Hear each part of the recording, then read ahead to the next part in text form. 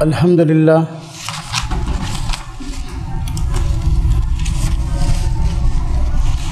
الحمدللہ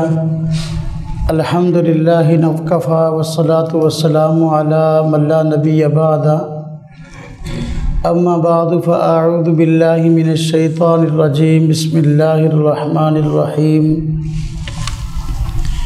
وللہ غیب السماوات والارض وإلیہ یرجع الامر کلہ فاعبدوہ وتوکل علیہ وما ربک بغافل عما تعملون آمنت باللہ صدق اللہ العظیم اللہم صلی علی محمد وعلی آل محمد کما صلیت علی ابراہیم وعلی آل ابراہیم انک حمید مجید اللہم بارک علی محمد وعلی آل محمد کما بارکت علی ابراہیم وعلی آل ابراہیم انک حمید مجید۔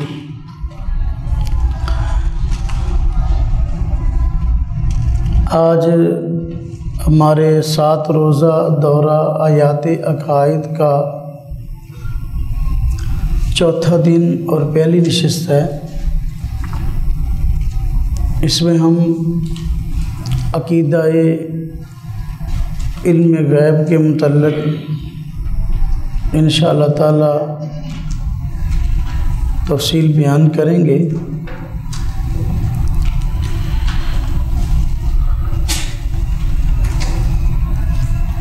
پہلے دن ہم نے یہ بات بڑی تفصیل کے ساتھ پڑھی تھی کہ عقائد میں سب سے بنیادی عقیدہ توحید ہے۔ عقیدہ توحید کا حاصل یہ ہے کہ ہم رب تعالیٰ کے ساتھ کسی کو نہ ذات میں شریک کریں اور نہ صفات میں شریک کریں۔ ذات میں شریک کرنے کا مطلب یہ کہ کہنا ہمارا الہ ایک نہیں بلکہ اللہ کے ساتھ اور بھی کوئی الہ ہے، تو یہ ذات میں شرک ہے۔ جس طرح کہ عیسائی کہتے ہیں کہ خدا 3 ہے، تو 3 خداؤں کا قائل ہونا یہ ذات میں شرک ہے۔ اور اللہ تبارک و تعالیٰ کی جو صفات ہیں اور اللہ تبارک و تعالیٰ کے جو خواص ہیں، آپ کو پتہ ہے کہ خاصہ وہ چیز ہوتی ہے تو جس کی خاصیت اسی میں پائی جاتی ہے، اس کے علاوہ اور کسی میں نہیں پائی جاتی۔ تو اللہ تبارک و تعالیٰ کے ساتھ جو صفات خاص ہیں وہ اللہ پاک میں ہی پائی جائیں گی، اللہ پاک کے علاوہ کسی اور میں نہیں پائی جائیں گی۔ اگر اللہ تبارک و تعالیٰ کے علاوہ کسی اور میں ان صفات کو تسلیم کریں گے تو یہ صفات میں شرک ہوگا۔ اللہ تبارک و تعالیٰ کی صفات میں سے ایک اہم صفت عالم الغیب ہونا ہے کہ غیب کی باتوں کا علم، ما کانا وما یکون، جو کچھ اب تک ہوا اور جو کچھ آئندہ ہونے والا ہے، اس سب کا علم اللہ تبارک و تعالیٰ کی ذات کو ہے، اللہ تعالیٰ کے علاوہ کسی اور کو نہیں ہے۔ تو یہ علم غیب خاصہ خدا بندی ہے۔ اگر کوئی بندہ اللہ تعالیٰ کی اس صفت، اللہ تعالیٰ کے اس خاصہ کے ساتھ کسی اور کو شریک کرتا ہے تو یہ صفات میں شرک ہوگا۔ اور اللہ تبارک و تعالیٰ نے قرآن کریم کے اندر خود اپنے آپ کو عالم الغیب بھی فرمایا ہے اور اس کو اپنا خاصہ بھی بتلایا ہے، اور اپنے علاوہ غیروں سے اس خاصہ کی نفی بھی کی ہے، جس سے یہ بات روز روشن کی طرح واضح ہو جاتی ہے کہ علم غیب خاصہ خدا بندی ہے۔ اس خاصہ میں، اس صفت میں اگر کسی کو شریک کریں گے تو یہ صفات میں شرک ہوگا، اور اللہ تبارک و تعالیٰ شرک کو معاف نہیں فرماتے، خاص ذات میں شرک ہو یا صفات میں شرک ہو۔ یعنی اللہ تعالیٰ کے ساتھ کسی کو ذات میں شریک کریں، ایک سے زیادہ خداؤں کے قائل ہو جائیں، اللہ پاک اسے بھی معاف نہیں کرتے، اور اللہ تبارک و تعالیٰ کی جو صفات ہیں اس میں کسی اور کو شریک کریں تو یہ صفات میں شرک ہے، اللہ پاک اسے بھی معاف نہیں کرتے، اس کو بھی شرک کہا جاتا ہے۔ اللہ تبارک و تعالیٰ عالم الغیب ہیں۔ جو لوگ اللہ تعالیٰ کے علاوہ دیگر حضرات کے متعلق یہ نظریہ رکھتے ہیں کہ وہ عالم الغیب ہیں،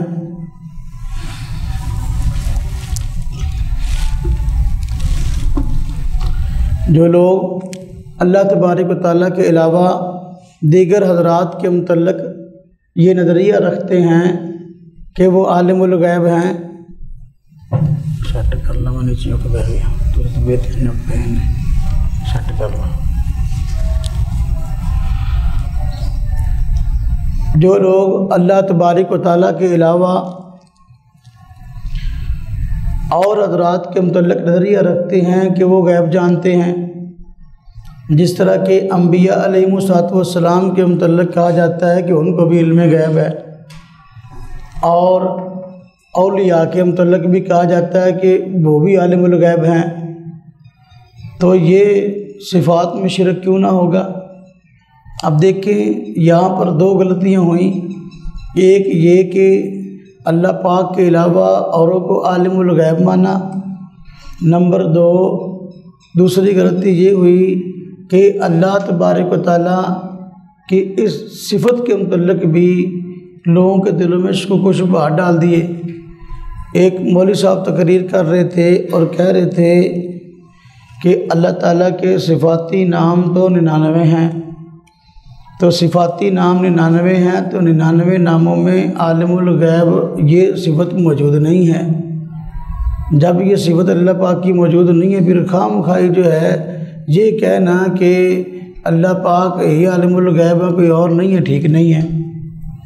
حالانکہ اللہ تبارک و تعالیٰ کی جو صفات اور صفاتی نام 99 ہیں یہ مشہور نام ہیں، صفاتی نام یہ کون سے ہیں؟ مشہور، وگرنہ وَلِلَّهِ الْأَسْمَاءُ الْحُسْنَى جتنے بھی اچھے نام ہیں اور اچھے ناموں سے رب تعالیٰ کی ذات کو پکارا جا سکتا ہے تو وہ سب اللہ تبارک تعالیٰ کے نام ہیں۔ محدثین نے اس حدیث کی تشریح میں جس میں آپ صلی اللہ علیہ وسلم نے ان 99 ناموں کو یاد کرنے کی فضیلت بیان فرمائی ہے، اس کی تشریح میں فرمایا ہے کہ اللہ پاک کے مشہور 99 نام ہیں۔ اس کا یہ مطلب نہیں ہے کہ ان ناموں کے علاوہ اللہ پاک کے اور صفاتی نام نہیں ہیں۔ قرآن کریم میں اللہ تبارک و تعالیٰ نے خود جو ہے اس نام کو ذکر فرمایا ہے۔ اللہ پاک فرماتے ہیں یا اس صفت کو ذکر فرمایا ہے، سورہ مومنون ہے اور آیت نمبر 92 ہے، پارہ نمبر 18۔ ہاں جی دیکھیں اللہ پاک فرماتے ہیں اعوذ باللہ من الشیطان الرجیم بسم اللہ الرحمن الرحیم، فرمایا عالم الغیب والشہادۃ فتعالی عما یشرکون، عالم الغیب والشہادۃ فتعالی عما یشرکون، اللہ تبارک و تعالیٰ غیب کو بھی جاننے والے ہیں اور ظاہری چیزوں کو بھی جاننے والے ہیں۔ فتعالی عما یشرکون، اللہ پاک کی ذات بلند و برتر ہے اس بات سے کہ جس میں لوگ اوروں کو شریک کرتے ہیں۔ اس سے معلوم ہوا کوئی بندہ علم غیب میں اللہ تعالیٰ کے ساتھ کسی اور کو ملا لیتا ہے تو یہ بھی شرک ہے۔ اور اس آیت کریمہ سے اللہ تبارک و تعالیٰ کی صفت عالم الغیب بھی معلوم ہو گئی کہ اللہ پاک عالم الغیب بھی ہیں، عالم الشہادہ بھی ہیں۔ یعنی غیب سے مراد وہ چیزیں، وہ باتیں، وہ معلومات جو کہ ظاہراً ہمیں نظر نہیں آتی یا ہمیں پتہ نہیں، تو اللہ تبارک و تعالیٰ اس کو جانتے ہیں۔ اب جو کچھ ماضی میں ہو چکا اور ہم نے اس کو ہوتے ہوئے دیکھا نہیں تو یہ غیب ہے، اللہ تعالیٰ اس کو جانتے ہیں۔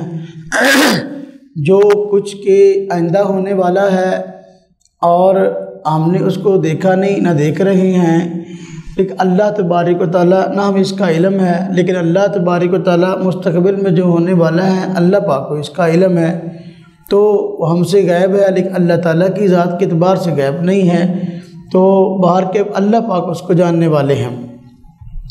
تو عالم الغیب ہونا یہ اللہ تبارک و تعالیٰ کی صفت بھی ہے اور اللہ تبارک و تعالیٰ کا خاصہ بھی ہے۔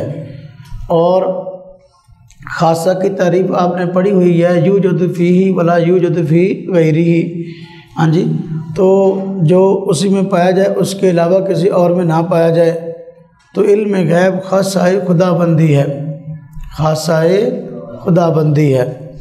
اللہ تبارک و تعالیٰ نے انبیاء علیہم السلام کو غیب کی باتوں پر مطلع فرمایا ہے۔ توجہ سے بات بنیادی ہے، سمجھ لیں، اللہ پاک نے غیب کی باتوں پر انبیاء علیہم السلام کو مطلع فرمایا ہے، لیکن سارے کا سارا جو کہ غیب ہے یہ انبیاء علیہم السلام کو نہیں عطا ہوا۔ اس بات میں دوسری رائے نہیں ہے کہ مخلوق عام عوام اس سے زیادہ، کہیں زیادہ انبیاء علیہم السلام کے پاس علم ہوتے ہیں، اور اس بات میں بھی اختلاف نہیں ہے کہ انسانیت میں سب سے زیادہ اللہ تعالیٰ نے اگر غیب کی باتیں بتلائی ہیں تو انبیاء علیہم السلام کو بتلائی ہیں، لیکن اس کا یہ مطلب نہیں ہے کہ علم غیب کلی خاصہ خدا بندی نہ ہو، بلکہ علم غیب کلی اللہ پاک کا خاصہ ہے۔ ہاں، انبیاء علیہم السلام کو اللہ پاک نے جن باتوں کی اطلاع بذریعہ وحی فرمائی ہے وہ جانتے تھے، جن باتوں کی اطلاع بذریعہ نہیں فرمائی اس کو نہیں جانتے تھے۔ تو لہذا اب یہ بات تو ٹھیک ہے کہ انبیاء علیہم السلام کو اللہ تعالیٰ نے غیب کی باتیں بتلائی ہیں، اس کو اطلاع علی الغیب کہتے ہیں۔ کیا کہتے ہیں؟ ہاں جی، ما کان اللہ لیطلعکم علی الغیب، ہاں جی، تو اس کو اطلاع علی الغیب کہتے ہیں، اور جس کو یہ اطلاع مل جائے اس کو یہ تو کہہ سکتے ہیں کہ اس کو غیب کی باتوں کا علم ہے، لیکن اس کو عالم الغیب نہیں کہہ سکتے۔ عالم الغیب، عالم تو کہتے ہیں اس کو جو ساری کے ساری چیزوں کو جاننے والا غیب کی۔ دیکھو نا جی، ہمارے یہاں بعض چیزیں استعمال ہوتی ہیں اصطلاحاً کہ دیکھو ہمارے یہاں مثلاً اللہ پاک کی ذات کے لیے کوئی مثال نہیں ہے، میں ہم ویسے ہی بات سمجھانے کے لیے عرض کر رہا ہوں کہ ہمارے دیکھو دھوبی ہے، دھوبی کسے کہتے ہیں؟ جس کا ہر وقت کا مشغلہ اپنا 12 ماہ 30 دن پورا ہفتہ یہ مشغلہ ہو کہ وہ لوگوں کے کپڑے دھوتا ہے، اس کا فن ہے اور اس کا پیشہ ہے، اس کی بنا پہ پیسے کماتا ہے، تو لہذا دھوبی اسے کہتے ہیں نا۔ اب دیکھو جو آپ مدرسے میں رہتے ہیں، کپڑے تو آپ کو بھی دھونے پڑتے ہیں اپنے، جب کپڑے آپ کو بھی اپنے دھونے پڑتے ہیں آپ کو دھوبی کہہ سکتے ہیں، حالانکہ کپڑے تو آپ بھی دھوتے ہیں۔ ہاں جی، گھر میں جن کی شادی ہوئی ہے ان کی بیویاں کپڑے دھوتی ہیں، جن کی نہیں ہوئی ان کی امی کپڑے دھوتی ہے، ان کی باجی کپڑے دھوتی ہے، خالہ کپڑے دھوتی ہے۔ اب یہ جو کپڑے دھوتی ہیں تو اب ان کو ہم دھوبن کہہ سکتے ہیں؟ آپ کو دھوبی کہہ سکتے ہیں؟ نہیں، حالانکہ آپ کپڑے دھوتے ہو۔ تو 2-4 جوڑے کپڑے کے دھونے سے بندہ دھوبی نہیں بنتا، جب کیوں آپ دھوتے ہو اپنے 2-4 جوڑے دھو لیتے ہو، لیکن جو دھوبی ہوتا ہے وہ بیچارہ پورے علاقے کا دھوتا ہے۔ تو لہذا جو اس کام کے لیے گویا کہ ایک مہارت ہے، اس کام کے لیے یہ ایک منصب ہے، چاہے جیسا بھی ہے، باہر کیا 2-4 جوڑے کپڑے کے دھونے سے بندہ دھوبی نہیں بنتا۔ اسی طرح جو ہے اپنا دوسری مثال لے لیں کہ ڈاکٹر کسے کہتے ہیں؟ جو کہ اس فن کا ماہر ہو، میڈیکل کا۔ اب 2-4 دوائیوں کے نام تو آپ کو بھی آتے ہیں، آپ سے کوئی پوچھے بھی سر میں درد ہے تو کون سی گولی کھائیں، آپ کہیں گے ڈسپرین کھا لو۔ پیٹ میں درد ہے جی کون سی گولی کھاؤں؟ جی ہاں جی باسکوپان کھا لو۔ پیٹ خراب ہے جی کون سی گولی کھاؤں؟ جی انٹاؤس کھا لو یا موڈیم کیپسول کھا لو۔ اچھا جی اب اگر جسم میں درد ہو رہی ہے جی کون سی گولی کھاؤں، تو اب آپ اس کے لیے موٹی موٹی گولیوں کے نام جانتے ہیں، تو اگر آپ ان موٹی موٹی گولیوں کے نام جانتے ہیں تو اس کا یہ مطلب تو نہیں کہ آپ ڈاکٹر ہیں۔ 15-20 دوائیوں کے نام آپ کو آ گئے لیکن آپ ڈاکٹر تو نہیں ہیں۔ تو دیکھو اللہ تبارک و تعالیٰ نے اپنے غیبی علوم میں سے چیزیں دی ہیں انسانوں کو، انبیاء علیہ السلام کو غیبی باتیں بتلائی ہیں۔ اس کا ذریعہ وحی ہے، اس کا ذریعہ کیا ہے؟ وحی ہے۔ انبیاء علیہ السلام غیب کی بات معلوم کرنے کے لیے وحی کے محتاج ہیں، جبکہ اللہ تبارک و تعالیٰ جو ہے کسی واسطے کے محتاج نہیں۔ اللہ پاک خود جو ہے آپ کی ذات اور خاصہ ہے کہ آپ عالم الغیب ہیں۔ اب دیکھیں غیب کی بات کا علم اللہ پاک نے انبیاء کو بھی دیا ہے، اور اللہ پاک بھی جو ہے ان کو بھی غیب کی بات کا علم ہے۔ اللہ پاک کے علم میں اور انبیاء کے علم میں کیا فرق ہے؟ اللہ پاک کے علم میں اور انبیاء کے علم میں یہ فرق ہے، اللہ پاک بذات خود غیب کو جاننے والے ہیں اور علم غیب کلی ہے آپ کے پاس، اس لیے آپ کو عالم الغیب کہتے ہیں۔ انبیاء علیہ السلام غیب کی بات ماننے کے لیے معلوم کرنے کے لیے ایک تو وحی کے محتاج ہیں، اور نمبر 2 وحی کے ذریعے جو بات بتلا دی گئی اس کا علم ہے، جو نہیں بتلا دی گئی اس کا علم نہیں ہے۔ تو یہ فرق ہوا اللہ پاک کے علم غیب میں اور جو باتیں ان کو انبیاء علیہ السلام کو معلوم ہے ان میں۔ تو لہذا چونکہ علم غیب کلی انبیاء کے پاس نہیں ہے، اور اس وجہ سے کہ انبیاء علیہ السلام جو ہے وہ غیب کی باتیں معلوم کرنے کے لیے وحی کے محتاج تھے، تو اس وجہ سے عالم الغیب ہونا یہ اللہ تعالیٰ کے لیے تو ہے، انبیاء علیہ السلام کے لیے نہیں ہے۔ بات سب میں آئی کہ نہیں آئی؟ ہاں جی اب دیکھو میں نے عرض کیا علم غیب خاصہ خدا بندی ہے، تو اب قرآن کریم میں کون سی ایسی آیتیں ہیں جو ہمیں یہ بتلاتی ہیں کہ علم غیب خاصہ خدا بندی ہے، یعنی یہ صرف اللہ پاک میں پائی جاتی ہے، عالم غیب کلی ہونا۔ اچھا اختلاف کس بات میں ہے؟ اختلاف اس بات میں نہیں ہے کہ انبیاء علیہ السلام کو بعض غیبی باتیں بتلائی گئیں یا نہیں، یا انسانوں میں سب سے زیادہ غیب کی باتوں کا علم انبیاء کے پاس ہے کہ نہیں، ایسی بات نہیں ہے، اس میں اختلاف نہیں ہے، اس لیے کہ ہم اس بات کو تسلیم کرتے ہیں، ہمارا نظریہ اور عقیدہ ہے کہ انبیاء علیہ السلام کو غیب کی باتیں بتلائی گئیں، اور مخلوق میں سب سے زیادہ علم غیب کی باتوں کا انبیاء کے پاس ہے۔ ہاں البتہ اس کا ذریعہ وہی ہے، ہاں البتہ علم غیب کلی ان کو نہیں تھا۔ علم غیب کلی مسئلہ اس وقت بنتا ہے جب ہم کہتے ہیں کہ علم غیب کلی اللہ پاک کی ذات کو بھی ہے، علم غیب کلی انبیاء کو بھی ہے، مسئلہ اس وقت بنتا ہے۔ تو اختلاف کس بات میں ہے؟ علم غیب کلی جو ہے یہ اللہ پاک کا خاصہ ہے، یا یہ اللہ پاک نے انبیاء کو بھی علم غیب کلی عطا کیا ہے؟ اصل میں علم غیب کلی پہ بحث ہے۔ اب وہ آپ کو کوئی دلیل دے گا تو وہ کوئی جزوی واقعہ ذکر کر دے گا، حالانکہ جزوی واقعے میں تو ہمارا اختلاف ہی نہیں ہے۔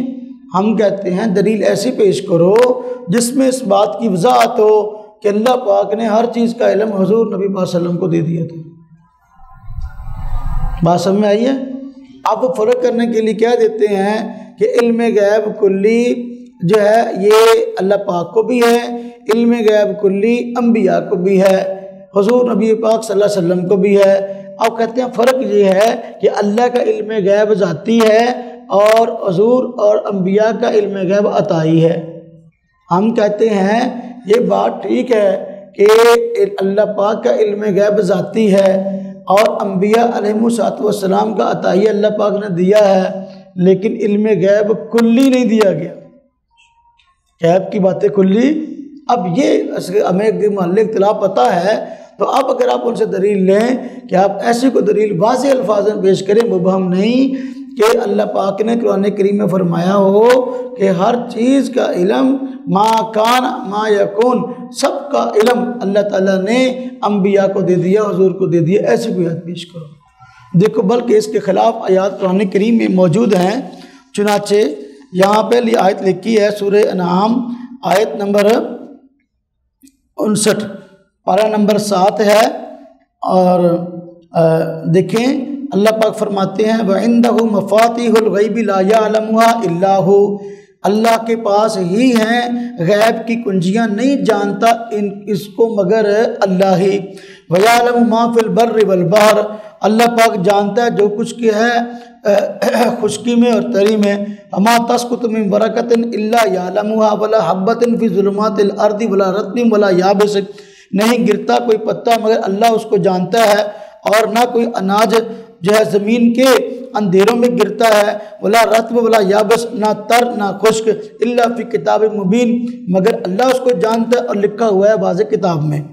اب دیکھیں ہم کہتے ہیں کہ علم غیب خاصہ خداوندی ہے، غیب کی کنجیاں صرف اللہ تبارک تعالیٰ کے پاس ہیں، اللہ پاک کے علاوہ کسی کے پاس نہیں۔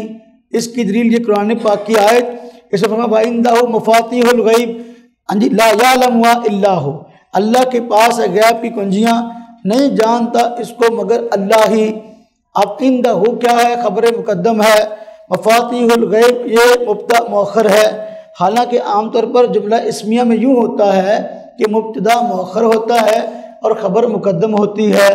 آپ نے نحو کے قواعد میں یہ بات پڑھی ہے، اور عربی کے قواعد میں معتبر اصول ہے کہ اگر اس طرح کیا جائے ایک وہ چیز جس کو بعد میں لانے کا حق کو پہلے لے آئیں تو اس سے فائدہ حصر کا حصر ہوتا ہے، تو لہذا خبر کو اگر مقدم کرتے ہیں مبتدا سے تو فائدہ حصر کا حصر ہوتا ہے۔ حصر کا مطلب یہ کہ ایک خاص چیز کو جو ذکر کی جا رہی ہے جس شخصیت کے متعلق ہے تو اسی پر بند کر دینا کہ یہ بات اسی میں پائی جاتی ہے، اس کے علاوہ کسی اور میں نہیں پائی جاتی۔ تو عندہ خبر مقدم ہے، مفاتیح الغیب یہ مبتدا مؤخر ہے، تو خبر مقدم کو لا کر بتا دیا کہ علم غیب اور غیب کی کنجیاں صرف اللہ کے پاس ہی ہیں، یعنی فرمایا اللہ کے پاس ہیں، اللہ کے پاس ہی ہیں، یہ حصر ہے۔ دیکھو اب اگر اللہ پاک یوں فرماتے وَعِندَهُ مَفَاتِحُ الْغَيْبِ، اتنا ہی کافی تھا خاصہ خداوندی کو بیان کرنے کے لیے، لیکن اللہ پاک نے مزید تاکیداً آگے فرما دیا کہ بھئی جس کو بات اس جملے سمجھ میں نہیں آئی اگلے جملے سے بات سمجھ میں آ جائے، فرمایا لا یعلمها الا هو، پہلے جو ہے وہ حصر فرما دیا کہ غیب کی کنجیاں اللہ کے پاس ہی ہیں، پھر اللہ تبارک و تعالیٰ نے آگے فرمایا لا یعلمها الا هو، جس کو غلط فہمی ہے کہ نہیں غیب کی کنجیاں کسی اور کے پاس بھی ہیں، اس کی غلط فہمی دور ہو جائے، اللہ کے علاوہ کسی کو غیب کا علم نہیں ہے۔ تو اللہ کس لیے آتا ہے؟ آپ جانتے ہیں کلمہ استثناء ہے، لا یعلمها الا هو، لا الہ الا اللہ، یہ کیوں آیا اللہ یہاں پر؟ اس لیے آیا نا کہ صرف ایک اللہ تبارک و تعالیٰ کو ہی جو ہے الہ بتایا جائے کہ اللہ کے علاوہ اور کوئی الہ موجود نہیں ہے۔ تو لا یعلمها الا هو میں بھی یہی بات ہے کہ یہاں پر بھی بتلایا گیا ہے کہ عالم الغیب صرف اللہ کی ذات ہے، اللہ پاک کے علاوہ اور کوئی عالم الغیب نہیں ہے، کوئی اللہ پاک کے علاوہ غیب کو نہیں جانتا۔ اگر اللہ پاک کے علاوہ بھی کوئی غیب جانتا ہوتا تو اللہ پاک کبھی یوں نہ فرماتے لا یعلمها الا هو۔ بات سمجھ میں آئی؟ دوسری آیت ہے سورہ نحل کی آیت نمبر 77 پارہ نمبر 14، اللہ پاک فرماتے ہیں وَلِلَّهِ غَيْبُ السَّمَاوَاتِ وَالْأَرْضِ، اللہ ہی کے پاس ہے آسمان و زمین کا غیب۔ وَمَا أَمْرُ السَّاعَةِ إِلَّا كَلَمْحِ الْبَصَرِ أَوْ هُوَ أَقْرَبُ، نہیں ہوگی قیامت کی گھڑی یا قیامت کا معاملہ مگر آنکھ جھپکنے کے برابر یا اس سے بھی زیادہ قریب۔ ان اللہ علی کل شیء قدیر، بے شک اللہ ہر چیز پر قادر ہے۔ یہاں اس آیت کریمہ میں بھی اللہ پاک نے غیب کے متعلق فرما دیا وَلِلَّهِ غَيْبُ السَّمَاوَاتِ وَالْأَرْضِ، اصل میں بیان کرنا مقصد ہے قیامت کا علم صرف اللہ کے پاس ہے، جب آئے گی تو پل جھپکتے آ جائے گی، اس مسئلے میں بعد میں بات کرتے ہیں قیامت کے متعلق۔ یہاں اللہ پاک نے فرمایا وَلِلَّهِ غَيْبُ السَّمَاوَاتِ وَالْأَرْضِ، آسمان و زمین کا غیب، یہ غیب کا علم صرف اللہ کے پاس ہے۔ یہاں بھی دیکھیں للہ خبر مقدم ہے، غیب السماوات والارض مبتدا مؤخر ہے، خبر مقدم لا کر مبتدا کو مؤخر کر کے تو اللہ پاک نے حصر کا دعویٰ فرمایا ہے کہ غیب کا علم صرف اللہ کے پاس ہے۔ معلوم ہوا علم غیب خاصہ خدا بندی ہے، اللہ پاک کے علاوہ غیب کوئی نہیں جانتا۔ اللہ پاک فرماتے ہیں سورہ کہف کے اندر جو اصحاب کہف تھے وہ غار میں ٹھہرے. آپ کو پتہ ہے کہ غار میں کچھ حضرات آ گئے تھے اپنے ایمان کو بچانے کے لیے، تو کافی عرصہ سوئے رہے. اب کتنی دیر تک سوئے رہے اس بارے میں لوگوں میں چھ میں گویاں تھی. تعداد کتنی تھی لوگوں میں اس بارے میں بھی چھ میں گویاں تھی. تو اللہ تبارک و تعالیٰ نے ان کے متعلق فرمایا قل اللہ، سورہ کہف آیت نمبر 26 پارہ نمبر 16، فرمایا قل اللہ اعلم بما لبثوا، اللہ پاک خوب جانتے ہیں اس بات کو، اس مدت کو جتنی دیر وہ غار میں ٹھہرے رہے. لہو غیب السماوات والارض، اسی کے پاس ہے آسمان و زمین کا غیب. اب دیکھو یہاں پر پھر بھی وہی اندازہ آ گیا کہ بھئی لہو خبر مقدم ہے اور غیب السماوات والارض مبتدا مؤخر ہے. خبر مقدم کو لا کر فائدہ حسر حاصل ہوا کہ بھئی بات اللہ پاک ہی عالم الغیب ہیں، اللہ پاک کے علاوہ عالم الغیب کوئی نہیں ہے. سورہ ہود آیت نمبر 123 پارہ 12 ہے.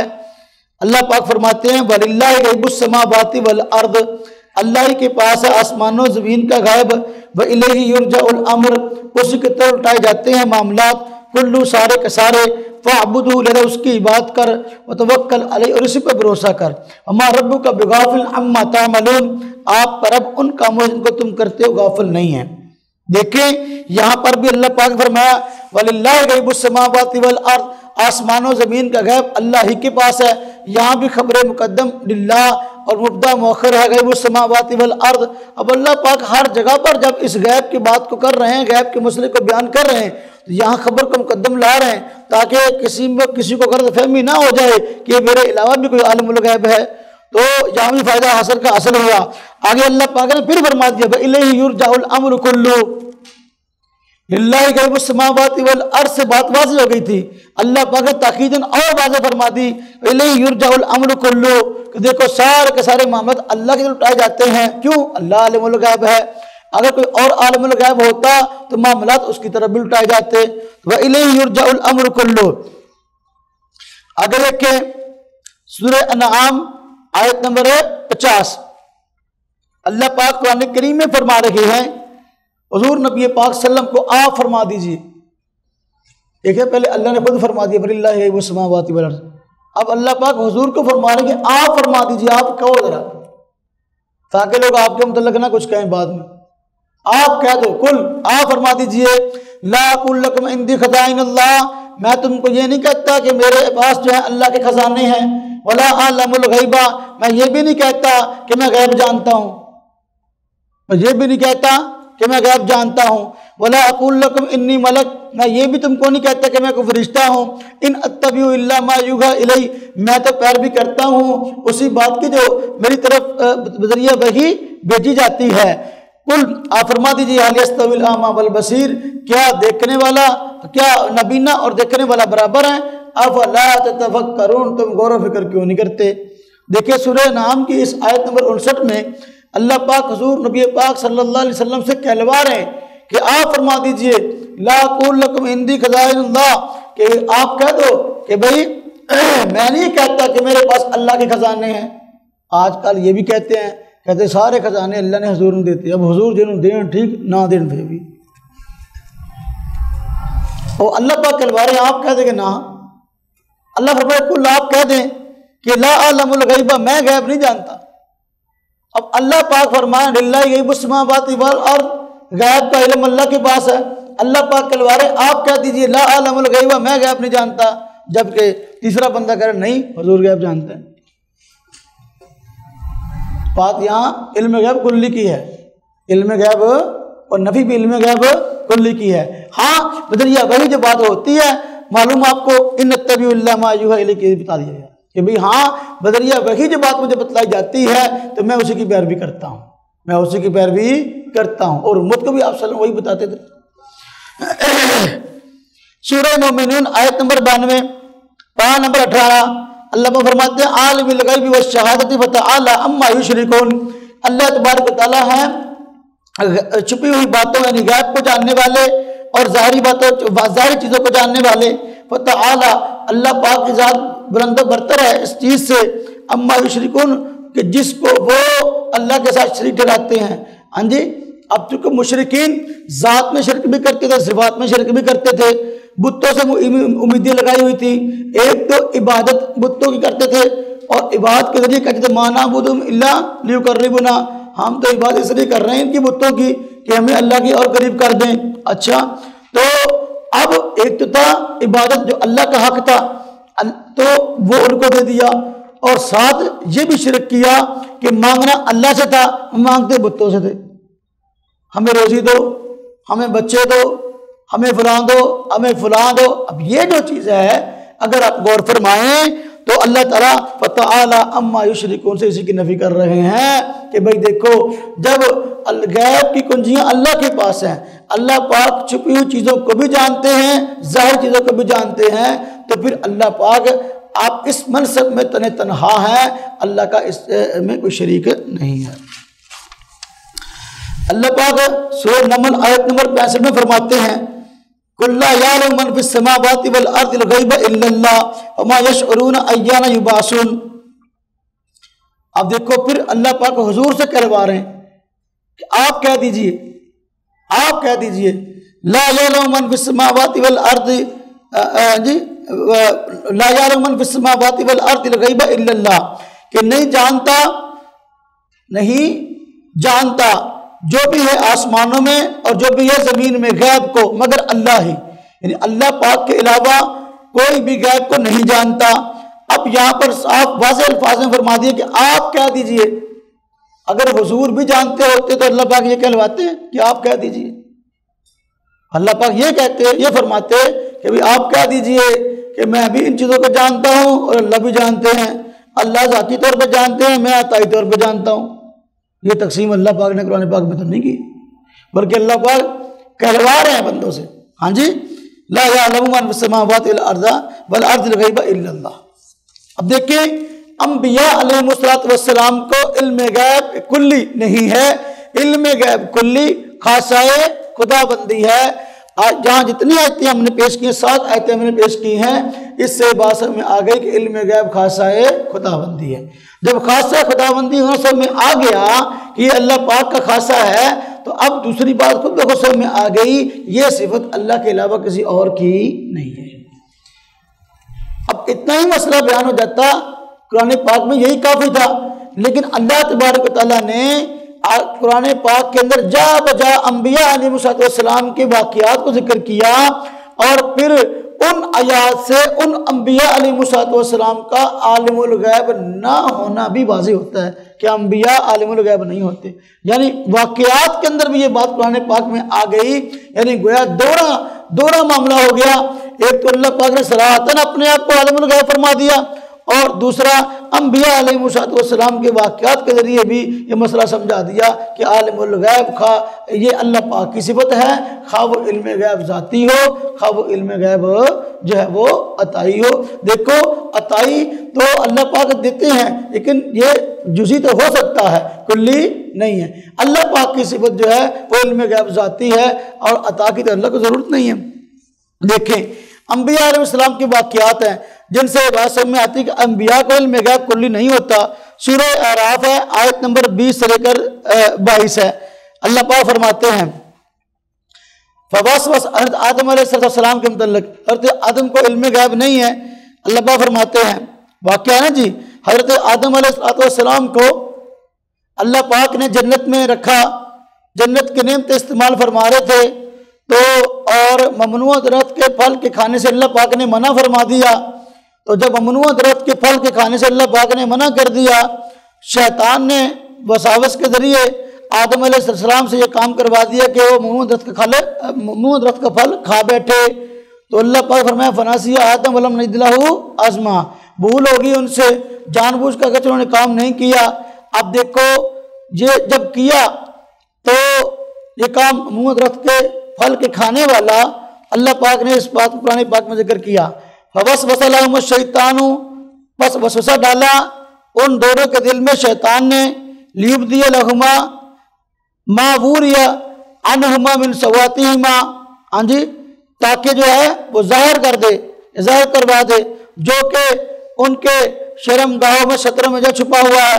وقال ما نہاکما ربکما، اللہ پاک نے فرمایا میں نے تم دونوں کو منع نہیں کیا، فرمایا کہ نہیں منع کیا تم دونوں کو تمہارے رب نے ان ہادی شجرہ اس درخت سے الا ان تکونا ملکین، دوبارہ کرتا ترجمہ، شیطان نے ان دونوں کے دل میں وسوسہ ڈالا لیبدی لہما ما وری عنہما من سواتہما، تاکہ ظاہر کر دے ان کے سامنے جو ان کے جو ہے وہ ستر سے بات چھپی ہوئی، ستر سے چیزیں چھپی ہوئی تھی۔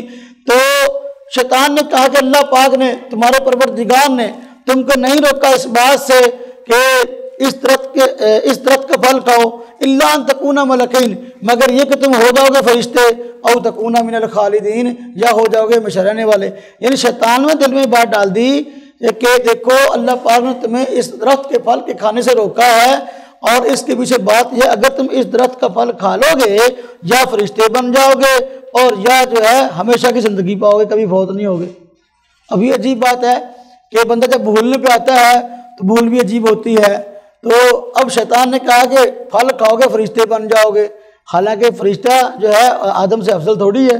اگر فرشتہ آدم سے افضل ہوتا تو اللہ پاک فرشتوں کو حکم نہ دیتے کہ بھئی حضرت آدم کو سجدہ کرو، لیکن چونکہ شیطان نے دل میں بات ڈالی، بات بنانی تھی کوئی نہ کوئی، حضرت آدم بھول گئے اور درخت کا پھل کھا بیٹھے۔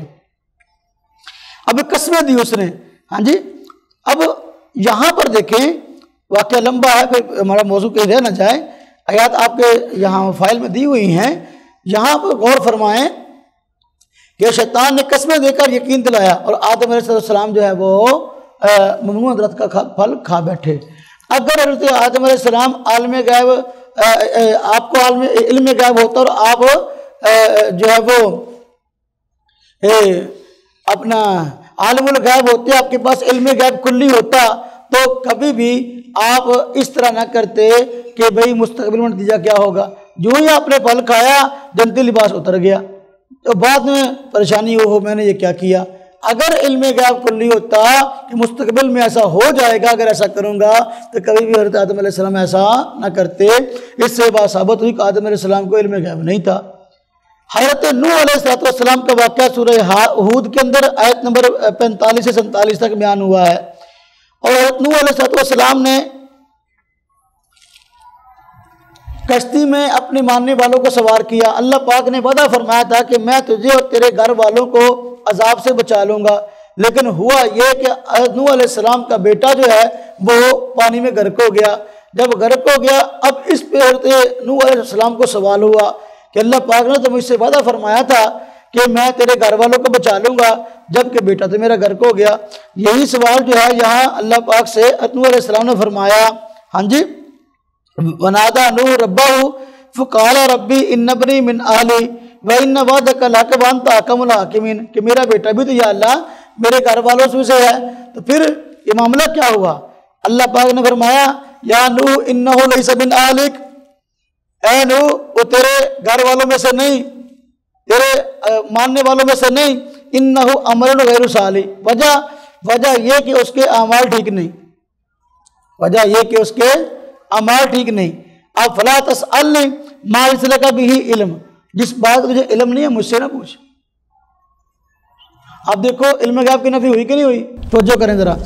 حضرت نوح علیہ السلام نے اللہ پاک سے سوال کیا کہ اللہ آپ نے وعدہ کیا تھا کہ آپ کے گھر والوں کو بچاؤں گا، میرا بیٹا جو ہے وہ تو غرق ہو گیا، تو حالانکہ میرے من اہلی میرے گھر والوں میں سے۔ اللہ پاک کو کیا فرمایا کہ انہ وہ جو ہے وہ لیس من اہلک، آپ کے گھر والوں میں سے نہیں ہیں۔ کیوں؟ اس لیے کہ ماننے والوں میں سے نہیں ہے۔ گھر کا فرد تو وہی شمارتا جو گھر کے بڑے کی بات مانتا بھی ہو، تو ماننے والا نہیں تھا، ماننے والا نہیں تھا۔ تو اللہ پاک نے آگے فرما دیا، چونکہ وہ اپنا منافقین میں سے تھا، نافرمان تھا، اس لیے غرق ہو گیا۔ جب غرق ہو گیا اللہ پاک نے صاف فرما دیا کہ بھئی دیکھو جس بات کا آپ کو علم نہیں، خام خواہ جو ہے پھر اس کے متعلق مجھ سے سوالات نہ کریں۔ آدم علیہ السلام، نوح علیہ السلام نے پھر اس پر جو ہے مہارت بھی فرمائی۔ تو دیکھو اللہ پاک فرما دیا اس آیت میں ہر نوح کی بات بلکہ ذکر کی، قال ربی انی اعوذ بک ان اسألک ما لیس لی بہ علم۔ ہاں جی، ہر نوح نے فرمایا اے میرے پروردگار، میں آپ کی پناہ میں آتا ہوں، ہاں جی، اس بات سے کہ میں آپ سے وہ بات پوچھوں کہ جس کا مجھے علم نہیں ہے۔ اب دیکھو، اگر نوح علیہ السلام کو علم غیب ہوتا اور علم غیب کلی ہوتا تو نوح علیہ السلام اس طرح کی بات فرماتے نہیں۔ حضرت ابراہیم علیہ السلام، ان کا واقعہ قرآن پاک میں ذکر ہے کہ ابراہیم علیہ السلام کے ہاں اولاد نہیں تھی، اللہ پاک سے اولاد چاہتے تھے، 100 سال کے قریب عمر ہو چکی تھی لیکن اولاد نہیں تھی، تو اولاد کے خواہش مند تھے۔ تو آپ کے پاس سورہ ہود آیت نمبر 69 سے 71 تک آپ کے پاس فرشتے آئے انسانی شکل کے اندر بیٹے کی خوشخبری سنانے کے لیے۔ جب بیٹے کی خوشخبری سنانے کے لیے فرشتے آئے تو حضرت ابراہیم علیہ السلام یہ سمجھے کہ یہ کوئی مہمان ہیں جو کہ یہاں میرے پاس آئے ہیں۔ ابراہیم علیہ السلام جو ہے مہمانوں کا اکرام بہت کرتے تھے، مہمان نواز بہت تھے، چلتے پھرتے بندے کو بلا کر کھانا کھلایا کرتے تھے۔ تو وہ مہمان وہ انسانی شکل کے اندر فرشتے آئے آپ کے پاس، فوراً گئے بچڑا بھون کر لے آئے۔ بچڑا بھون کر، برائڈر مرغا نہیں، بچڑا بھون کر، مہمان نواز تھے نا، بچڑا بھون کر لے آئے۔ تو جب بچڑا بھون کر لے آئے، اب کہا کھاؤ، فرشتے کھاتے نہیں ہیں۔ فرشتے، اب دیکھو ایک بندے نے اپنا کھانے کا اہتمام کیا اور اچھے کھانے کا، مہمان کھائے نہ تو بندہ پریشان تو ہوتا ہے نا۔ تو اب جب فرشتوں نے نہیں کھایا تو ابراہیم علیہ السلام پریشان ہوئے۔ اب اس کی وجہ پوچھی تو انہوں نے کہا کہ ہم تو آپ رب کے بھیجے ہوئے فرشتے ہیں، ہم تو آپ کو بیٹے کی خوشخبری سنانے کے لیے آئے ہیں۔ اب یہ واقعہ ولما جاءت رسلنا ابراہیم بالبشرى قالوا سلاما قال سلام فما لبث ان جاء بعجل حنيذ فلما راى ايديهم لا تصل اليه نكرهم ہاں جی فاوجس منهم خيفة قالوا لا تخف، یعنی ابراہیم علیہ السلام ڈر گئے کہ بھائی یہ کھانا کیوں نہیں کھا رہے، ہو سکتا ہے کہ اب کسی دشمن کے جاسوسی کیوں نہ ہو، کوئی نقصان پہنچانے کے لیے نہ آئے ہوں۔ انہوں نے کہا لا تخاف، پریشان نہ ہوں، ہاں جی انا ارسلنا الی قوم لوط، جس طرح ہم آپ کے پاس آئے خوشخبری لے کر، اس طرح ہم نے لوط علیہ السلام کے پاس بھی جانا ہے اور ان کی قوم کے پاس جانا ہے۔ اب دیکھو، ہر ابراہیم علیہ السلام کو اگر علم غیب کلی ہوتا تو پھر ابراہیم علیہ السلام جو ہے ان کو انسان سمجھ کر ان کے لیے کھانے کا اہتمام کرتے۔ فرشتے تو کھانا کھاتے ہی نہیں ہیں، ان کی غذا تو تسبیح و تحلیل ہے۔ جب وہ کھانا کھاتے نہیں ہیں، ابراہیم علیہ السلام کو ان کے فرشتے ہونے کا علم نہیں تھا، اپنی عادت کے مطابق مہمان نوازی فرمائی۔ اس بات سے یہ بات واضح ہو گئی کہ حضرت آدم علیہ حضرت ابراہیم علیہ السلام کو بھی علم غیب کلی نہیں تھا، اور یہ خاصہ خدا بندی ہے۔ اب دیکھیں حضرت لوط علیہ السلام کا واقعہ ہے، سورہ ہود میں آیت نمبر 77 سے لے کر 81 تک حضرت لوط علیہ السلام کا واقعہ ذکر ہوا نا جی، کہ یہی فرشتے جو حضرت ابراہیم علیہ السلام کے پاس خوشخبری بیٹے کی لے کر آئے تھے، تو یہی فرشتے بعد میں لوط علیہ السلام کے پاس گئے۔ جب لوط علیہ السلام کے پاس گئے تو لوط علیہ السلام کی قوم جو ہے وہ چونکہ بچوں سے شہوت رانی کی عادت تھی اور نوجوان جو ہے وہ لڑکوں کے ساتھ جو ہے وہ غلط کاری کرتی تھی۔ حضرت لوط علیہ السلام کے بعد جب یہ فرشتے گئے تو یہ لڑکوں کی شکل کے اندر تھے، تو انسانی شکل میں اور لڑکوں کی شکل میں۔ جب انہوں نے دیکھا کہ لوط علیہ السلام کے پاس یہ نوجوان لڑکے آئے ہیں تو اچھلتے کودتے ہوئے آ گئے اور آ کر مطالبہ کیا کہ لڑکے ہمارے حوالے کرو۔ تو حضرت لوط علیہ السلام بڑے پریشان ہوئے، اور حضرت لوط نے بھی بالکل اسی طرح سمجھا جیسا حضرت ابراہیم نے سمجھا کہ کوئی مہمان ہے۔ تو فرمایا کہ یار یہ تو میرے مہمان ہیں، میرے مہمانوں کو خام جو ہے وہ ذلیل تو نہ کرو میرے سامنے۔ ہاں جی فرمایا کہ یہ میری بیٹیاں ہیں، اگر شادی کرنا چاہتے ہو دیکھو ایک شہوت پورا کرنے کا جائز طریقہ ہے، تو یہ میری بیٹیاں ہیں، ان سے تم جو ہے نکاح کر فرمایا قال یا قومی ہؤلاء بناتی ہن اطہر لکم، یہ شہوت کو پورا کرنے کا جائز طریقہ ہے شادی والا، تو یہ کرو، یہ تم جو کام کر رہے ہو بالکل غلط ہے۔ فرمایا ولا تخزونی فی ضیفی، ہاں جی میرے مہمانوں کے سامنے یا میرے مہمانوں کے متعلق مجھے رسوا نہ کرو۔ فرمایا علیہ السلام رجل رشید، تمہیں کوئی بندے کا پتر نہیں ہے، کوئی بات کو سمجھنے والا نہیں ہے، حیا والا بندہ کوئی نہیں ہے، سب بے حیا اکٹھے ہو گئے۔ اب اس طرح کی بات جب کی حضرت لوط علیہ السلام کو پتہ نہیں تھا ہاں جی کہ یہ فرشتے ہیں، تو اب انہوں نے کہا کہ آپ کو پتہ، جو قوم لوط تھی، آپ کو پتہ ہے کہ ہم کیا چاہتے ہیں، لہذا یہ لڑکے ہمارے سپرد کرو۔ اب وہاں پر لوط علیہ السلام نے جو ہے بڑی جو ہے وہ حسرت کا اور افسوس کا اظہار فرمایا، ہائے کاش کہ میرے پاس میں کوئی طاقت ہوتی تو میں تمہیں جو ہے نا بتاتا کسی کے مہمان کو رسوا کیسے کرتے ہیں۔ لیکن بعد میں جو ہے فرشتوں نے خود بتا دیا کہ حضرت آپ پریشان نہ ہوں، ہم انسان نہیں ہیں بلکہ فرشتے انسانی شکل میں آئے ہیں اور ہم ان پر عذاب لے کے آئے ہیں، ابھی ہم ان کو الٹا کر دیں گے۔ چنانچہ ساری کی ساری بستی جو ہے وہ اوپر لے جائی گئی، اوپر لے جا کر نیچے پٹک دی گئی اور پھر پتھروں کی بارش بھی ہوئی۔ تو دیکھیں حضرت لوط علیہ السلام کے پاس یہ فرشتے گئے ہیں تو لوط علیہ السلام پہچان نہیں سکے۔ اگر آپ کو علم غیب ہوتا اور عالم الغیب ہوتے، علم غیب کلی ہوتا تو فرشتوں کو پہچان لیتے، خام کا پریشان ہونے کی ضرورت ہی نہیں تھی۔ اور جو ہے وہ جو سارے کا سارا ماجرا پیش آیا کہ آپ نے جو ہے وہ مکالمہ بھی ان سے کیا مخالفین سے، اور یہ ساری پریشانی بھی لی، یہ پریشانی نہ ہوتی تو اس سے بات ثابت ہوئی انبیاء علیہ السلام کو علم غیب کلی نہیں ہوتا۔ حضرت یعقوب علیہ السلام ہیں، ان کا واقعہ بھی قرآن کریم میں موجود ہے، اور یوسف علیہ السلام سے بچھڑنے کا واقعہ ہے۔ یہ اللہ پاک نے قرآن کریم میں 12ویں پارے میں اس کو ذکر کیا اور 13ویں میں، اور اس کو احسن القصص فرمایا کہ یہ قصوں میں بہترین قصہ ہے۔ ہاں جی، تو سورہ یوسف کی آیت پر 12 سے لے کر 14 تک کیا فرمایا؟ وہ جو آپ کے بیٹے تھے بڑے، چونکہ حضرت یعقوب علیہ السلام کے بیٹے جو ہیں وہ اپنا 12 بیٹے تھے، 12ویں جو ہے نا حضرت یوسف تھے، 11 بیٹے اس کے علاوہ تھے دوسری بیویوں سے۔ اب وہ حضرت یوسف علیہ السلام کے متعلق جو ہے نا وہ جو 10 خاص طور پہ تھے، تو وہ یوسف علیہ السلام سے پریشان تھے کہ حضرت یوسف سے جو ہے نا حضرت یعقوب بڑی محبت کرتے ہیں، ہم سے محبت نہیں کرتے، حالانکہ چھوٹی اولاد سے ویسے ہی باپ کو جو ہے محبت ہوتی ہے۔ تو جب ایک بندہ بڑا ہو گیا ہے، داڑھی والا نوجوان ہے، ہاں جی، اب ظاہر بات ہے اس سے پیار کا وہ انداز تو نہیں ہوگا جو کہ چھوٹے بچے سے ہوتا ہے۔ باہر کا انہیں یہ پریشانی تھی کہ ساری محبتیں ادھر جا رہی ہیں، تو اس لیے انتقام کی غرض سے انہوں نے ایک پلان بنا لیا کہ یوسف علیہ السلام کو سیر کے بہانے یہاں لے جاتے ہیں، ہاں جی، اور جا کر جو ہے وہاں کوئی اس طرح کا معاملہ کریں گے کہ یہ حضرت یعقوب علیہ السلام سے دور ہو جائے۔ تو چنانچہ انہوں نے کہا ارسلہ معنا غدا یرتع ویلعب وانا لہ لحافظون، کہ آپ یوسف علیہ السلام کو ہمارے ساتھ سبوں کو بھیج دیجئے تاکہ ہاں جی یرتع کھائے پیے اور کھیلے اور ہم اس کی حفاظت کریں گے۔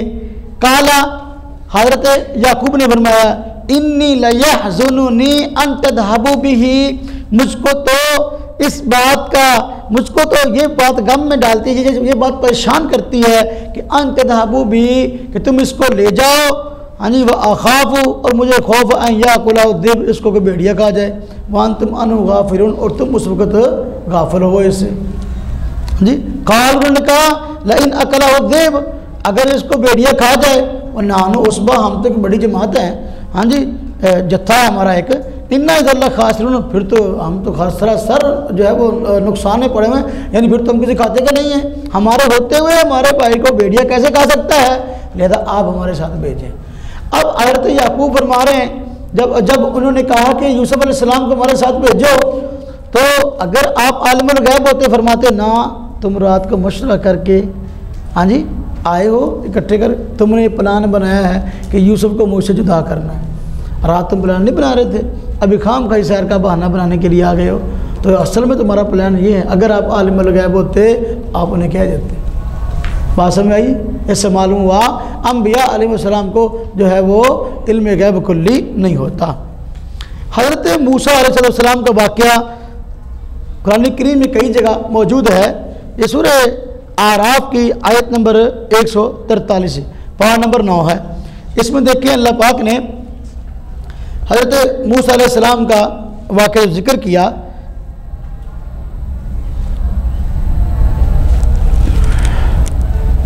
کہ حضرت موسیٰ علیہ السلام کو اللہ پاک نے کوہ طور پہ بلایا تو ہم کلامی کا شرف عطا فرمایا۔ تو جب ہم کلامی ہوئی تو موسیٰ علیہ السلام کو اللہ پاک کو دیکھنے کی خواہش پیدا ہوگی کہ یا اللہ میں آپ کو دیکھنا چاہتا ہوں، یا اللہ میں آپ کو دیکھنا چاہتا ہوں۔ اللہ پاک نے فرمایا کہ نہیں، آپ نہیں دیکھ سکتے، آپ مجھے لن ترانی، آپ مجھے ہرگز نہیں دیکھ سکتے، لیکن اب چونکہ موسیٰ علیہ السلام کی خواہش اور اصرار تھا، اللہ تبارک و تعالیٰ نے تھوڑی تجلی کا اظہار فرمایا، اب وہ تجلی پہاڑ پہ پڑی تو پہاڑ جو ہے وہ ٹکڑے ٹکڑے ہو گیا، رضا رضا ہو گیا، اور موسیٰ علیہ السلام دیکھ کر بے ہوش ہو گئے۔ جب موسیٰ علیہ السلام بے ہوش ہو گئے، جب ہوش میں آئے تو اب فرمایا سبحانک تبت الیک وانا اول المؤمنین۔ اب جو ہے یہ بات جو ہے وہ کہہ لیں سر صدر اس بات پہ ہو گیا کہ یار یہ جو ہے نا میرا مطالبہ جو ہے وہ ایسا نہیں تھا کہ واقعی میں اس کی بنا پہ جو ہے پورا اتر سکتا، میں اللہ پاک کی ذات کی تجلیات کو برداشت نہیں کر سکتا، اور اس لیے اب اس پہ جو ہے نا تبتو کے الفاظ فرمائے کہ میں اس سے توبہ کرتا ہوں، معذرت چاہتا ہوں۔ اب دیکھو اگر آپ عالم الغیب ہوتے تو پھر آپ مطالبہ کرتے اللہ پاک سے کہ میں آپ کو دیکھنا چاہتا ہوں، اگر پتہ ہوتا کہ بھائی میں تو تجلی برداشت نہیں کر سکوں گا، میں تو بے ہوش ہو جاؤں گا، کیا خیال ہے؟ اگر عالم الغیب ہوتے تو پھر ایسا ہوتا، مطالبہ کرتے نہیں، تو چونکہ عالم الغیب نہیں تھے مطالبہ کر لیا، لیکن جو ہے جب آگے دیکھا کہ اللہ پاک نے تجلی فرمائی ہے تو برداشت نہیں کر سکے۔ ہاں جی، اب حضرت شعیب علیہ السلام اور ان کا واقعہ دیکھیں، سورہ قصص ہے، آیت نمبر 25 سے لے کر آیت نمبر 25 ہے اور پارہ نمبر 20 ہے۔ حضرت موسیٰ علیہ السلام کے واقعے میں کل میں نے عرض کیا تھا نا کہ موسیٰ علیہ السلام جو ہے اللہ پاک نے ان کو کئی جو ہے وہ کمالات عطا فرمائے، اور موسیٰ علیہ السلام کی زندگی میں جو ہے وہ کئی ایسی تبدیلیاں آئیں، اور تبدیلیوں میں جو ہے پانی کو بڑا دخل تھا۔ تو ان میں ایک واقعہ یہ بھی تھا کہ حضرت موسیٰ علیہ السلام جو ہے وہ جب سفر پر تھے، مصر کو چھوڑ کر نکلے، وہاں سے مدین کے راستے پر تھے، تو وہاں پر کچھ لوگ ایک جگہ پہ اپنے جانوروں کو پانی پلا رہے تھے، تو مرد پانی پلا رہے تھے، تو بچیاں ایک سائڈ پہ کھڑی اپنے جانوروں کو لے کر ان مردوں کے پانی پلانے کا انتظار کر رہی تھیں کہ یہ جائیں پانی پلا کے ہم اپنے جانوروں کو پانی پلا دیں۔ تو حضرت موسیٰ علیہ السلام نے جب دیکھا کہ یہ خواتین بیچاری ایک سائڈ پہ کھڑی ہیں، تو آپ نے ان کے جانور لیے اور مردوں کے اندر جا کر جو ہے پانی پلا کر جانور واپس کر دیے۔ تو بچیاں واپس گئیں، جا کر جو ہے موسیٰ علیہ السلام کی تعریف کی اور نیک سیرت بھی بیان کی۔ میں نے پہلے بات کل عرض کی تھی کہ عورت جو ہے ایک نظر میں مرد کو دیکھ کر پہچان جاتی ہے کہ یہ با حیا ہے یا بے حیا ہے، نیک ہے کہ بد ہے۔ تو چونکہ موسیٰ علیہ السلام جو ہے نہ صرف نیک تھے بلکہ نیکوں میں سردار تھے، تو اس لیے جا کر تعریف بڑی کی۔ تو حضرت شعیب علیہ السلام نے، چونکہ حضرت شعیب کی بیٹیاں تھیں، حضرت شعیب پیغمبر تھے، آپ نے ایک بیٹی کو بھیجا، جاؤ ان کو بلا کے لاؤ کون ہے۔ اب دیکھو ذرا، فجاءت احداهما تمشي على استحياء قالت ان ابي يدعوك ليجزيك اجر ما سقيت لنا فلما جاءه وقص عليه القصص قال لا تخف نجوت من القوم الظالمين۔ اب دیکھیں اللہ اکبر، حضرت موسیٰ نے سارا واقعہ بیان کر دیا۔ بچی آئی، بلا کے لے گئی، ابا جی بلا رہے ہیں کہ آپ نے ہمارے جانوروں کو پانی پلایا ہے تو وہ تمہیں اس کا بدلہ دینا چاہتے ہیں۔ گئے، تعارف ہوا، موسیٰ علیہ السلام نے بتا دیا سارا واقعہ کہ وہاں پر اس طرح بنی اسرائیل میں یہ حالات ہیں اور فرعون کا یہ معاملہ ہے، ساری بات بتائی۔ تو حضرت شعیب نے کیا فرمایا؟ لا تخف نجوت من القوم الظالمین، ڈرے نہ، اس ظالم قوم سے اب نجات پائیں گے۔ اب ذات وجہ فرمائیں کہ حضرت شعیب علیہ السلام کے علم غیب نہیں ہے، اس واقعہ ثابت ہوتا ہے۔ کیسے؟ دیکھو حضرت موسیٰ علیہ السلام نے سارے کے سارے حالات آپ کو بیان کیے کہ مصر کے یہ حالات ہیں اور میرے ساتھ یہ واقعہ پیش آیا۔ فلما جاءہ وقص علیہ القصص، وقص علیہ سارے حالات بیان کیے۔ اگر شعیب علیہ السلام کو علم غیب ہوتا تو حالات بیان کرنے کی ضرورت تھی؟ ان کو تو پہلے ہی پتا تھا، حالات بیان کرنے کی ضرورت تھی نہیں، تو حالات بیان کرنے کی ضرورت اس لیے پیش آئی کہ ان کو علم نہیں تھا، اس لیے ساری کی ساری بات حضرت موسیٰ علیہ السلام نے واقعہ سارے کا سارا ذکر کیا۔ اس سے یہ بات ثابت ہوئی کہ انبیاء علیہ السلام کو علم غیب کلی نہیں ہے۔ حضرت سلیمان علیہ السلام کا واقعہ قرآن کریم میں مذکور ہے، ہاں جی، اور سلیمان علیہ السلام کے معجزات میں سے، خصوصیات میں سے ایک یہ بھی خصوصیت تھی کہ حضرت سلیمان علیہ السلام جس طرح انسانوں پر حکمرانی کرتے تھے اس طرح ان کی جنوں پر بھی حکمرانی تھی، اس طرح پرندوں پر بھی ان کی حکمرانی تھی۔ بعض پرندوں سے بھی جو ہے وہ بعض کام لیتے تھے، ڈیوٹیاں لگائی تھی، بعض کام لیتے تھے۔ تو واقعہ ہدہد کا قرآن کریم میں مذکور ہے کہ ہدہد ہوا چلا گیا حضرت ابلیس کے اپنا حضرت بلقیس کے علاقے میں، حضرت بلقیس کے علاقے میں چلا گیا۔ تو اس وقت حضرت بلقیس مسلمان نہیں ہوئی تھی اور وہاں اپنے علاقے کی جو ہے وہ ملکہ تھیں، حکمران تھیں، تو وہاں کے لوگ مشرک تھے۔ تو ہدہد پرندہ جو ہے یہ وہاں گیا اور وہاں کی خبر لے کے آیا۔ اب حضرت سلیمان علیہ السلام ہر روز جو ہے وہ پرندوں کی حاضری لیا کرتے تھے، کیڑا حاضر اور کیڑا غائب ہے۔ ہاں جی، جب حاضری لی گئی تو ہدہد غائب تھا، ہدہد جو ہے تو فرمایا کہ اچھا یہ غائب ہے، آئے گا تو سخت سزا ملے گی، یا تو کوئی اپنا معقول عذر پیش کرے۔ دیکھو نا، چھٹی جب بندہ کرتا ہے یا تو کسی مجبوری کی وجہ سے کی پھر تو چھوٹ جاتا ہے، اگر خام خواہ چھٹی کی ہے تو پھر تو جو ہے وہ سزا ملنی چاہیے۔ جس طرح کہ حضرت سلیمان علیہ السلام نے اس کے متعلق کہا نا، کیا فرمایا؟ ہاں جی، لَأُعَذِّبَنَّهُ عَذَابًا شَدِيدًا، ہاں جی أَوْ لَأَذْبَحَنَّهُ، ہاں جی ذبح کر دوں گا۔ تو لہذا طالب علموں خام خواہ کی چھٹی نہ کیا کرو بغیر عذر کے۔ ہاں، تو ہدہد جو ہے غائب تھا، حاضری لی تو موجود نہیں تھا۔ تو اب جب ہدہد آیا، ہاں جی، اس نے کیا کہا؟ توجہ کریں۔ فَتَفَقَّدَ الطَّيْرَ فَقَالَ مَا لِيَ أَرَى الْهُدْهُدَ أَمْ كَانَ مِنَ الْغَائِبِينَ۔ حضرت سلیمان علیہ السلام نے جب اس ہدہد کو گم پایا اور فرمایا کہ کیا ہوا کہ میں ہدہد کو نہیں دیکھ رہا، کہ وہ موجود نہیں ہے، لَأُعَذِّبَنَّهُ عَذَابًا شَدِيدًا، سخت اس کو سزا دوں گا میں، اور لَأَذْبَحَنَّهُ، یا اس کو ذبح کر دوں گا، اور لَيَأْتِيَنِّي بِسُلْطَانٍ مُبِينٍ، یا جو ہے میرے پاس کوئی واضح جو ہے وہ کوئی دلیل لائے چھٹی کی، تو کوئی عذر پیش کرے۔ فَمَكَثَ غَيْرَ بَعِيدٍ، ہاں جی، ابھی زیادہ دیر نہیں ٹھہرے تھے حضرت سلیمان علیہ السلام، فقال، وہ آ گیا، یعنی اب قرآن پاک تو مختصر بات کرتا ہے نا جی، وہ ہدہد آ گیا، یعنی حاضری لی، غائب تو تھا لیکن تھوڑی دیر بعد وہ آ گیا، موجود ہوا، اور اس نے کہا کیا؟ ہاں جی، احط بما لم تحط به وجئتک من سبأ بنبأ یقین، کہ میں دیکھو وہ خبر لایا ہوں جو آپ کو نہیں ہے، اور میں آپ کے پاس قوم سبا کی یقینی خبر لے کے آیا ہوں۔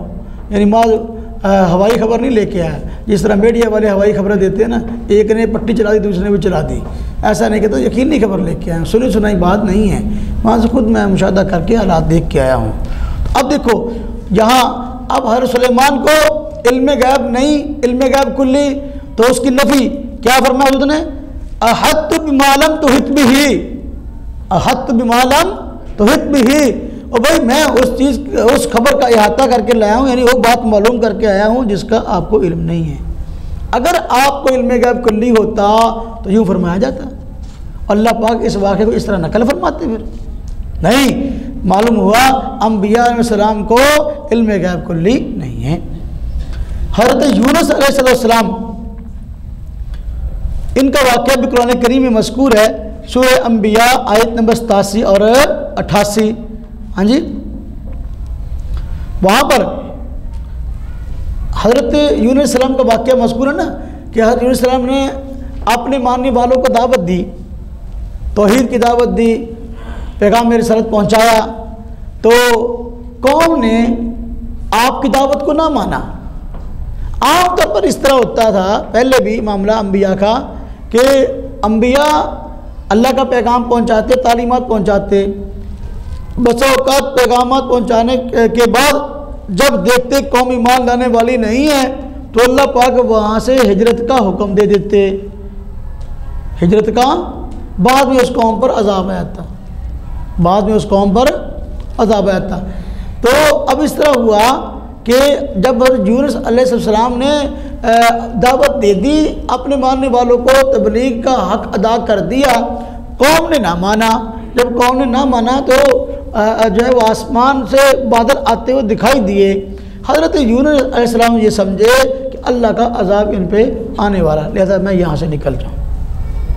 ابھی اللہ پاک کا حکم نہیں آیا تھا نکلنے کا، خود چلے گئے۔ جب خود چلے گئے تو اس پہ اللہ تبارک و تعالیٰ کی طرف سے جو ہے وہ تنبیہ ہوئی ہے، اور پھر مچھلی کے پیٹ میں چلے گئے، مچھلی کے پیٹ میں چلے گئے۔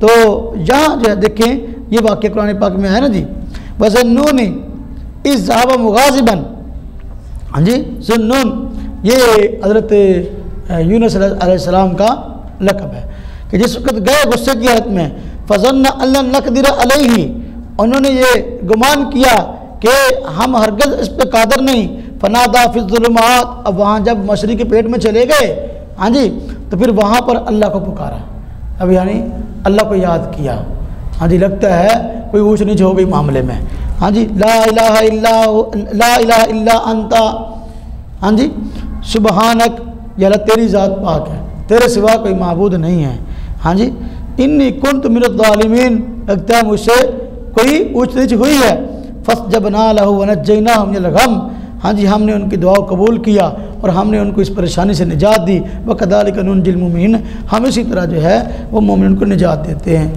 اب جو ان کو تنبیہ ہوئی ہے حضرت یونس علیہ السلام کو کہ مچھلی کے پیٹ میں چلے گئے، یہ جو تنبیہ ہوئی ہے تو اس لیے کہ اللہ پاک کا بھی حکم نہیں آیا تھا ہجرت کا، اگر حضرت یونس عالم الغیب ہوتے تو پھر پتہ ہوتا کہ بھی میں جاؤں گا اللہ پاک کے حکم کے بغیر آگے مچھلی کے پیٹ میں چلا جاؤں گا، تو یہ تنبیہ ہوگی مجھے، تو نہ جاتے، معلوم ہوا عالم الغیب نہیں تھے۔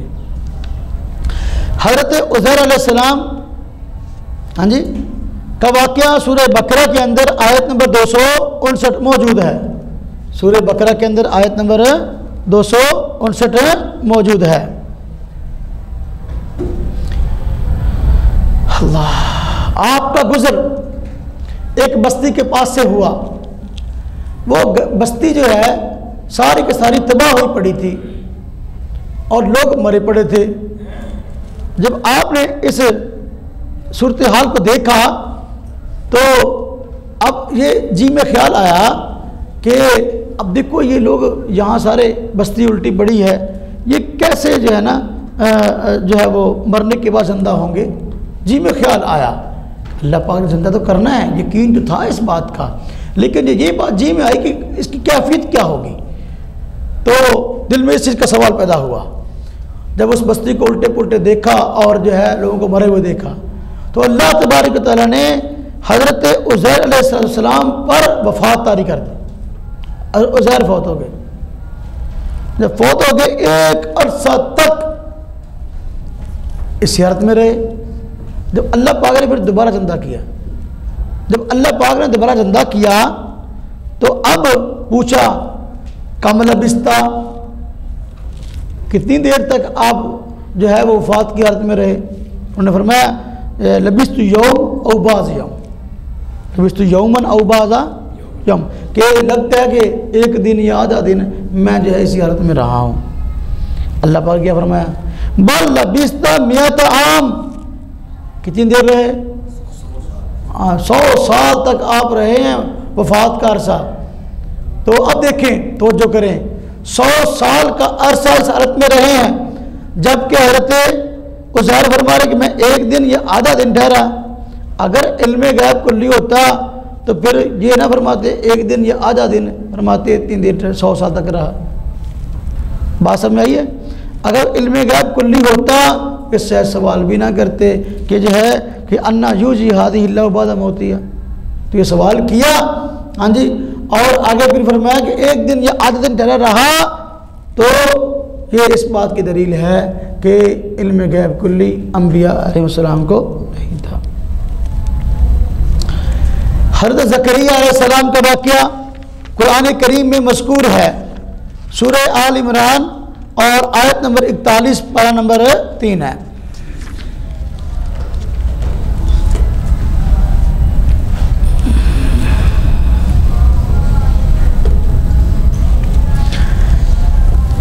حضرت زکریا علیہ السلام نے حضرت مریم کی کفالت شروع فرمائی، اور حضرت مریم حضرت زکریا کی زیر کفالت تھیں، ایک کمرے میں بند رہتی ہیں، اللہ کو یاد کرتی رہتی ہیں۔ اللہ پاک کی طرف سے ان پر یہ انعام تھا کہ بے موسم پھل حضرت مریم کے پاس آتے۔ جب کبھی حضرت زکریا کمرے میں آ کے دیکھتے تو طرح طرح کے پھل پڑے ہوتے۔ حضرت زکریا پوچھتے انا لکی ھذا، کہاں سے آئے؟ تو وہ جواب دیتی کہ یہ اللہ پاک کی طرف سے آئے ہیں۔ آپ توجہ کریں، اگر حضرت زکریا علیہ السلام کو علم غیب ہوتا تو یہ پوچھتے انا لکی ھذا، علم غیب ہوتا تو پوچھتے انا لکی ھذا کہاں سے آئے، تو ضرورت ہی نہیں تھی۔ تو چونکہ پتہ نہیں تھا اس لیے پوچھنے کی ضرورت پیش آئی ہے۔ اب آگے دیکھیں، جب حضرت مریم کے پاس پھل دیکھے، پھل دیکھنے کے بعد آگے خواہش پیدا ہوئی کہ حضرت مریم کے پاس بے موسم پھل ہیں، حالانکہ پھلوں کا یہاں موسم بھی نہیں ہے، اللہ پاک یہ نعمتیں حضرت مریم کو دے رہے ہیں، تو اپنے لیے دعا کر لی کہ بہت بوڑھا ہو چکا ہوں، اولاد نہیں ہے۔ اگرچہ بڑھاپے میں اولاد نہیں ہوتی عام طور پر، لیکن اللہ پاک تو ہر چیز پہ قادر ہیں، اس لیے اللہ پاک سے جو ہے مانگنا شروع کر دیا، اللہ حضرت مریم پر اگر یہ انعام ہے آپ کا، یا اللہ مجھ پر بھی انعام فرما، مجھے اولاد عطا فرما۔ اللہ پاک نے خوشخبری سنا دی، ٹھیک ہے بیٹا ہوگا، نام یا ہوگا۔ اب حضرت زکریا علیہ السلام اللہ پاک سے سوال فرما رہے ہیں کہ مجھے کیسے پتہ چلے گا کہ میرے ہاں بیٹا ہونے والا ہے؟ اس کو نشانی بتلا دے، کوئی نشانی علامت۔ تو اللہ پاک کیا فرمایا؟ رب اجعل لی آیا، اللہ فرمایا آیتک اللہ تکلم الناس ثلاث ایام الا رمزا، نشانی اس کی یہ ہے کہ 3 دن تک آپ بات کریں گے تو زبان سے بات نہیں کر سکیں گے، اشاروں سے بات ہوگی، اشارے سے بات کر سکیں گے، زبان سے نہیں۔ جب 3 دن تک یہ کیفیت رہے سمجھو بیٹے والا معاملہ ہونے والا ہے۔ تو دیکھو اگر ہر زکریا عالم الغیب ہوتے تو یہ فرماتے کہ جو ہے رب اجعل لی آیا، اللہ کوئی نشانی جو ہے مجھے اس کی بتا دیجئے تاکہ مجھے پتہ چل جائے کہ کب جو ہے میرے ہاں بیٹے کی امید ہے۔ تو عالم الغیب نہیں تھے، اس لیے سوال کیا اور اللہ تبارک و تعالیٰ نے آگے اس کی نشانی بتلا دی۔ نشانی پوچھنے کا مقصد یہ تھا کہ پتہ نہیں تھا کہ عالم الغیب ہے کہ نہیں۔ بات سمجھ میں آ رہی کہ نہیں آ رہی؟ ہاں جی۔ حضرت عیسیٰ علیہ السلام کا واقعہ قرآن کریم میں مذکور ہے، سورہ مائدہ آیت نمبر 116 سے لے کر 119 تک، پارہ نمبر ہے 7۔ حضرت عیسیٰ علیہ السلام کا واقعہ قرآن کریم میں مذکور ہے کہ اللہ پاک قیامت کے دن حضرت عیسیٰ علیہ السلام سے سوال کریں گے کہ کیا آپ نے عیسائیوں کو کہا تھا کہ مجھے اور میری امی کو خدا سمجھ لینا، خدا مان لینا، معبود مان لینا؟ اللہ پاک عیسیٰ سوال کریں گے۔ تو کیونکہ آج کے عیسائی جو ہیں وہ یہ نظریہ رکھتے ہیں خدا 3 ہے، تو 3 خداؤں میں کہتے ہیں اللہ تعالیٰ خدا ہے، حضرت عیسیٰ خدا ہے، حضرت مریم خدا ہے۔ بعض ایسے ہیں جو کہتے ہیں اللہ تعالیٰ خدا ہے، عیسیٰ خدا ہے اور جبریل خدا ہے، جس کو روح القدس کہتے ہیں۔